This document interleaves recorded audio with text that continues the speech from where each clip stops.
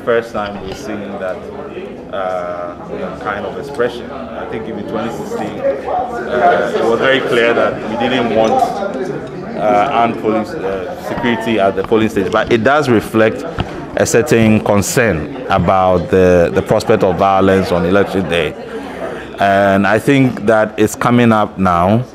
It's an opportunity for us to look at it very carefully and see what is the best way to ensure the security, or to make sure that people can feel safe at the polling station, but also ensure that we do not, in solving that problem, we don't create opportunities for violence to happen. Because having armed guards there, if you have a low skirmish and unfortunately something happened, there could be a discharge of weapon.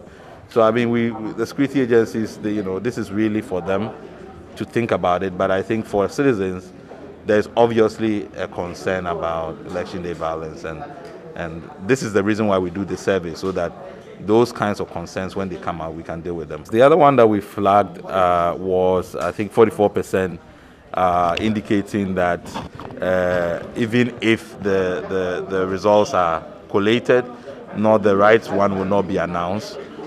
We saw that also in 2016. It was about 23%. So it's obviously gone up, which suggests to us that there's still a lack of understanding of the electoral process and the transparency around it.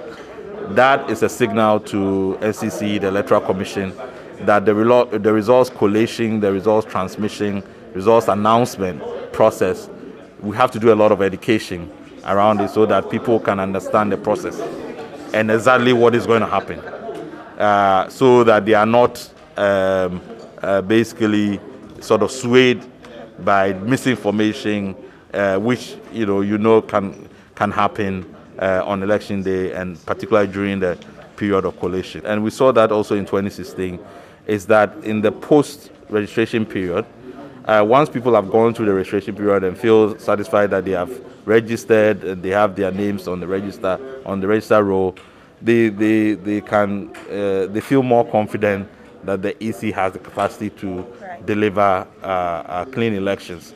So I think that's more based on experience, but it also suggests that there are people who still feel that whatever the EC did, there might be other forces or other people who try to manipulate the system. Right.